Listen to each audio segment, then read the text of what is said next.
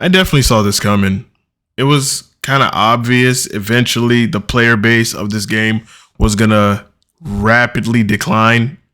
I mean, not so rapidly, but when it's over 95% of the actual player base, when the people first played this game and it completely drops by that much within 6 months, it's kind of telling. So the game we're talking about is the first Descendant, if you can't tell by the thumbnails or whatnot. And for me, I'll keep it a stack. The good thing that this game got going, other than the gameplay, is the fan service. The fan service in this game is just nice. It is good. I like it. However, when it comes to games that have fan service, you need substance to keep people interested, engaged, and hopefully expecting more content later down the line to keep people interested for many more months to come, especially if the fan service is the biggest selling point that you got of the game. Because outside of that, it's just another generic looter shooter game. So, granted, the genre itself is just like kind of meh. I mean, if you want to play games where you're going around shooting enemies, blowing things up, and you're trying to get the best gear, the best weapons, the best loadout, the meta gear, however you want to call it, then hey, you could play a game like The First Descendant, which is a free-to-play game. For me, I'm kind of burnt out on the whole looter shooter genre, and I've played years of Destiny 1 and 2, so, and of course I also played years of The Division 2. Something like this, The First Descendant, granted, I played it when it came out, tried it out. I'm going to be real. Other than the fan service and the gameplay, I was just like, this game's kind of boring. Like, the narrative and the story just was not interesting enough to keep me invested in the game for more time. So I was just like, you know what? Uninstall, forget it. I don't need to play this. Like, if you like it, cool. I'm not knocking you. If that's the type of game that you like, cool. But for me, as I said, other than the fan service and the gameplay, it was just not for me. So in this article, coming from Forbes, written by Paul Tassi, it goes on and says this: when I wrote an article this week about the slow death of the live shooter genre, one recent game actually slipped my mind. Despite the fact that I previously put 300 hours into it, hey, props to you, because I didn't even want to put in 30 hours into this game, let alone 20. I was just like, yeah, this is kind of boring. I mean, the villain, okay, looks badass, but it's not intimidating. Doesn't seem like I'm not intimidated by your villain. Maybe because I haven't played more of the game, but just my initial impressions of The First Descendant wasn't enough to keep me hooked onto the game and wanted me to play even more of it. So I was like, yeah, this game ain't for me.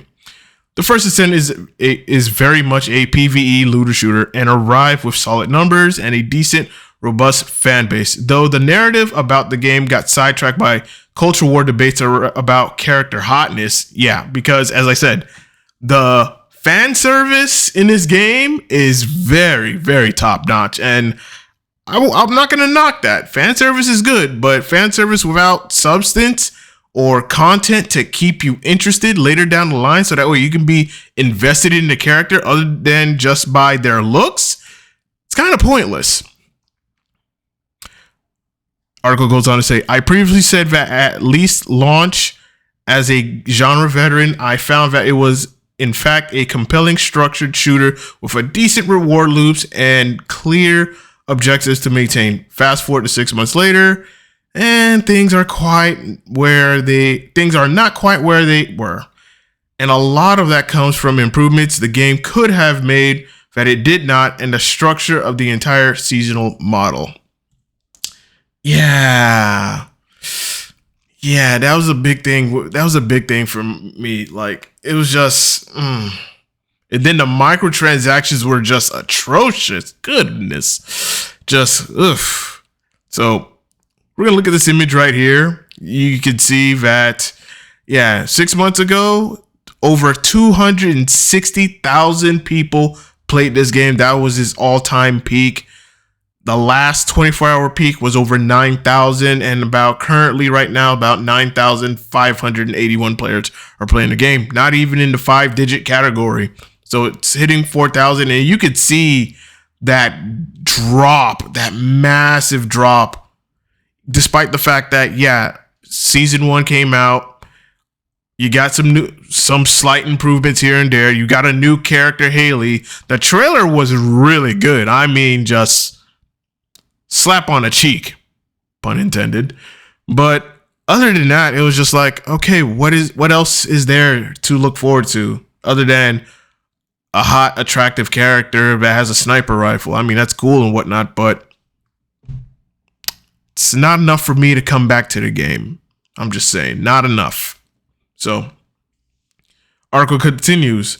There's always been some debates about declining players in games and whether they matter, but the first Descendant is in the aforementioned live looter category that is very much trying to maintain its player base through ongoing updates and additions through a seasonal model that does not appear to be going very well. The arrival of seasons or bigger updates are represented as small blips on the chart, but at this point we're talking about a change like going from 12,000 players to 26,000 players for 2 to 3 weeks or so, and it keeps hitting record lows.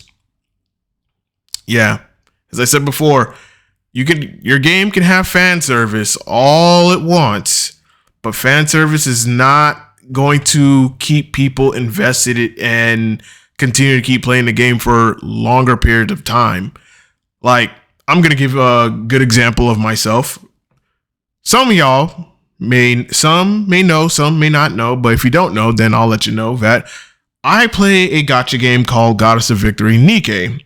And yes, that is definitely a huge fan service game. But what kept me interested and hooked onto the game was the story, the narrative, the interesting characters, the universe, the lore that the game has. And despite that, yeah, it's a free-to-play gacha game.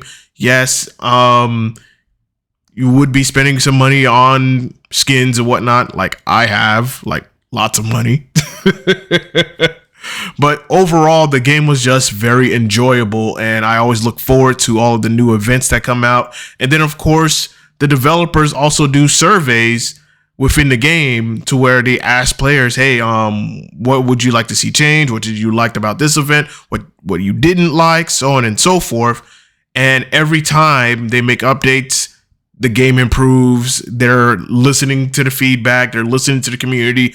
And they also are very, how would I say? They're very giving when it comes to giving things like gems or currency that you could buy, but they are so generous to the point where they give you enough currency so that way you have enough to get the characters that you want when you draw for them, get the skins that you want, even though you have to pay for it. But still, I rest my case with that. I could go forever on Nikke, but we're not here to talk about that. We're here to talk about First Descendant, and pretty much I'm going to summarize it with this final point, and that is with this in this article is that the game has not figured out how to properly bolster its reward loop to be less punishing with sometimes pitiful drop rates, and past that, how to upgrade these consistent new characters every season who start at 0 and require a colossal amount of investment to get them to the level of your existing powerful heroes.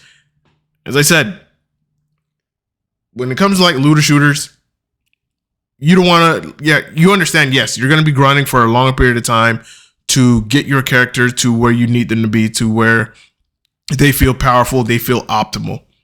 But it depends on how much time are you investing to getting your character to that level. Because if I got to spend 50, 60, 70, 80, 100 hours into investing in one character just to get them to be at an optimal play style, forget it. Like, I'm good.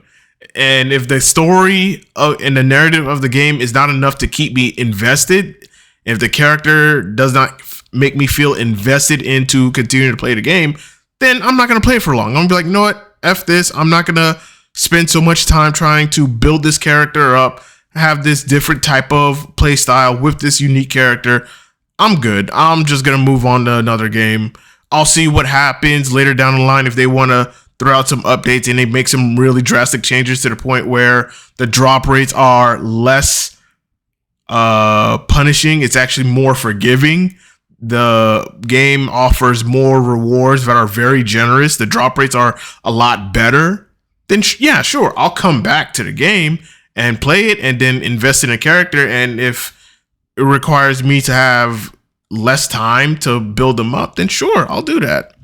Other than that, I think I'm good. I think I'll stay where I need to stay at. And when it comes to the first Descendant, as I said, other than the fan service that people just scream to the heavens about, the overall experience is really not that good.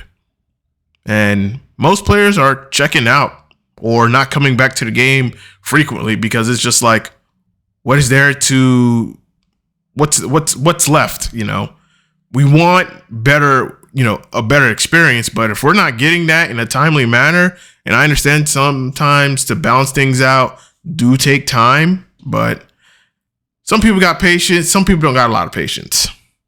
And in today's age of gaming, it's like if you don't get it right the first few times, then you pretty much lost that gamer or / quote unquote lost that customer for good. So anyway, y'all let me know in the comment section below. What are your thoughts on this?